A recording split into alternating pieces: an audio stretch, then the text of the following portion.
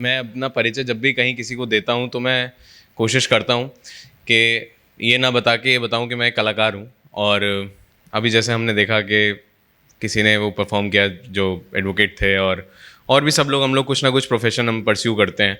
उसके बाद भी हम लोग यहाँ बैठे हैं अगर, और क्या होता है ना कि वो कला, डिवाइन के गाने में एक लाइन भी है ना, वो जो जो पैशन ना दे पैसे, वो पैशन नहीं सिखाता है। तो वो पैसा तो चाहिए ऑब्वियसली, तो उसके लिए ये हमें करना पड़ता है। बाकी अपना जो पैशन है वो अलाइव रहना चाहिए। तो थैंक यू कारवान और आप सब लोग, मतलब बहुत we are very very blessed कि इस तरीके के प्लेटफॉर्म्स हैं हमारे पास जहाँ पे हम जा सकते हैं। अभी भाई ने आज पहली बार परफॉर्म किया, अभिजीत, राइट? अभिजीत नाम है आपका। अभिजीत ने पहली बार परफॉर्म किया, उसमें हमने देखा कैसे वो हेजिडेंट थे, बट फिर हमने उनका तालियों से इस्तकबाल किया बिकॉज वी नो के सम डे और दी अदर डे वो भी अच्छा परफॉर्म करने लग जाएंगे। तो यार मैं बेसिकली पोइट्रीज़ लिखता हूँ और करीब पिछले 6-7 साल से लिख रहा हूँ, 2-3 साल से परफॉर्म भी कर रहा हूँ। तो मैं कुछ पीसेस आप लोगों के समक्ष आज पेश करूँगा।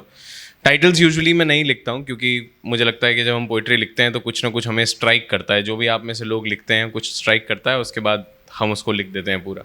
तो प्यार, मोहब्बत, ज़िंदगी, दुश्वारी, तन्हाई, यही सारे कुछ ऐसे मुद्दे हैं जिस पे हम लिखते हैं।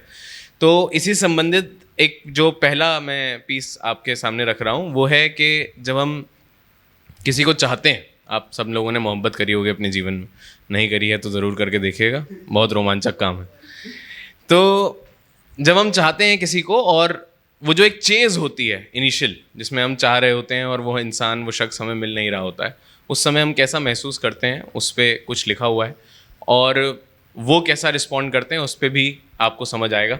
बिना और टाइम लिए शुरू करता हूँ। लिखा है कि किसी को दीवाना बनाने में आखिर कितना वक्त लगता है, किसी को दीवाना बनाने में आखिर कितना वक्त लगता है। मैं खुश हो जाता हूँ तेरे पास होने से बस, तुझे खुश होने को सारा ज़माना लगता है। लिखा है कि तेरे छूने भर से टूट जाता हूँ किसी फूल की तरह, तुझ तक पहुँचना भी किसी ऊंचे दरख्त पर जाना लगता है। और चेहरा रोक दिया कर कुछ देर अपना मेरी निगाहों के सामने, चेहरा रोक दिया कर कुछ देर अपना मेरी निगाहों के सामने, तुझे देखने के लिए हर बार एक नया बहाना लगता है। मेरी नज़र में तो तू बहुत मासूम है, न जाने क्यों ज़माने को सयाना लगता है। मैं खुश हो जाता हूँ तेरे पास होने से बस, तुझे खुश होने को सारा ज़माना लगता है। एक और पीस ये लिखा है, ये मैंने लिखा था एक इंस्टेंस के बाद। हम लोग, क्या होता है कि कुछ लोग ना रूड होते हैं स्वभाव में, और फिर क्या होता है कि एट अ सर्टेन टाइम हम ये कहना शुरू कर देते हैं कि यार, अरे यार ये तो बोलता ही ऐसे है, तुम क्यों माइंड कर रहे हो। तो मुझे ऐसा लगता है कि बल्कि जब हम लिखते हैं, पढ़ते हैं, तो हमें एक कहीं ना थोड़ी बहुत हम्बलनेस हमारे अंदर आती है। हम समझते हैं कि नहीं यार, हम जो सोचते हैं वैसी ही दुनिया नहीं है, दूसरे विचारों को भी हमें स्वागत करना चाहिए उनका, और उनको भी समझना चाहिए। तो उसी पे लिखा है कि बहुत फ़र्क है हर हर्फ में जो हर ज़बान से निकलते हैं। हर्फ मीन्स वर्ड, जो उर्दू से इत्तेफाक ना रखते हो। बहुत फ़र्क है हर हर्फ में जो हर ज़बान से निकलते हैं। अल्फाजों का हिसाब कुछ ऐसा है जैसे तीर कमान से निकलते हैं बाहर सब अलग अलग पोशाकों में, जैसे बिकने के लिए मानो बाज़ार में निकलते हैं। बिक जाते हैं गर कोई ज़रा सा भी प्यार जता दे, नादान समझ नहीं पाते वो व्यापारी हैं, व्यापार के लिए निकलते हैं। और सौदे मोहब्बत के नफ़े नुकसान से परे होते हैं, आशिकों के होते हैं सिक्के खोटे, इश्क के सारे सिक्के खरे होते हैं।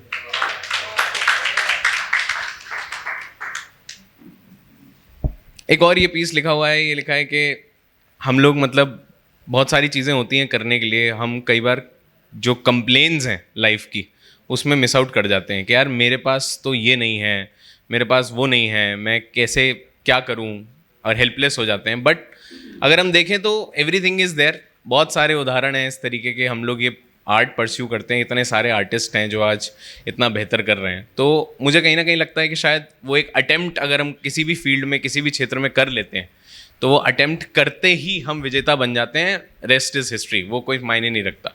तो उस पर लिखा है कि अल्फाजों को कोई आयाम नहीं मिलता, आँखों को मेरी आराम नहीं मिलता, मिलता हूँ मैं ज़माने से हर रोज़ बड़े गुमान से, आईने से मुझे कोई एहतराम नहीं मिलता।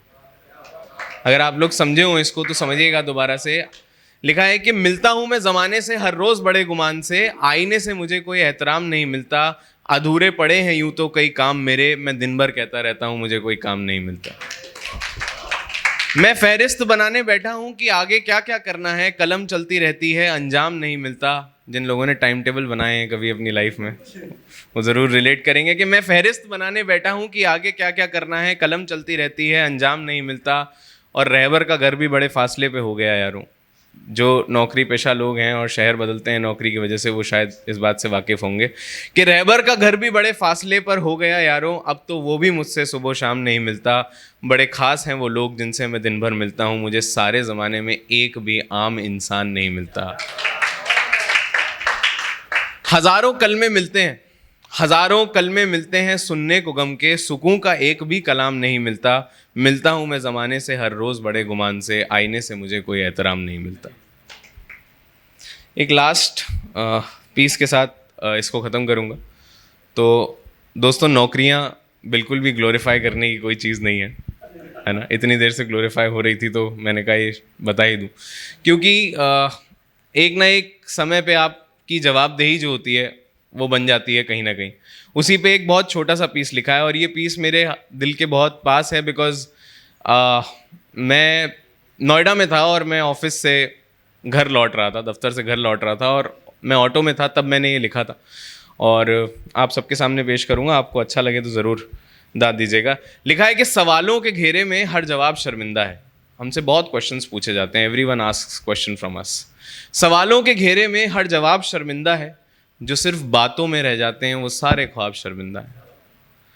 नकली ये तुम्हारी हैसियत के सामने, ये लिखा है कि लोगों के पोजीशंस होते हैं ना कोई किसी ना किसी पोस्ट पे, जैसे अभी जो जनाब यहाँ थे वो जिक्र कर रहे थे कि आप ये करते होंगे वो करते होंगे। उन्होंने एक लाइन लास्ट में ये भी बोली कि आप थोड़ा रईसी की तरफ चलते हैं, तो मैं उनको संबोधित करके कहना चाहूँगा कि ऐसा कुछ नहीं। मैं नोएडा में भी ऑटो से ही जा रहा था दफ्तर, जब मैंने ये लिखा था, आज भी मैं ऑटो से ही आया हूँ। तो लिखा है कि नकली ये तुम्हारी हैसियत के सामने, दूर खड़ा तुम्हारा रुबाब शर्मिंदा है। बहुत ऊपर की चीज़ हो यार तुम, जो तुम समझते हो उससे बहुत ऊपर हो। जलती है बस जो चिंगारी तुम्हारे जज्बे में, उसे देख तुम्हारे सीने की आग शर्मिंदा है। और शर्मिंदगी के पैमाने हमने इतने नाप दिए हैं कि हमारी दिन भर की ज़िंदगी देख के साली पूरी रात शर्मिंदा है। शुक्रिया दोस्तों। 2 लाइनों के साथ ख़त्म करूँगा। एक, जैसे हम लोग सब हैं ऐसे ही एक अनसंग पोइट हैं सोराब मुखी, उन्होंने 2 लाइन लिखी हुई हैं और वो हमेशा मैं पढ़ता हूँ सबके लिए, बिकॉज आर्टिस्ट के लिए बहुत मोटिवेशनल होती है। तो लिखा है कि जब दिल हो खाली, जेब हो खाली और जाम पड़ा हो खाली, जब दिल हो खाली, जेब हो खाली और जाम पड़ा हो खाली, तब शोक भुलाकर शेर सुनाना सबके बस की बात नहीं। So kudos to everyone. Thank you so much. This is my time.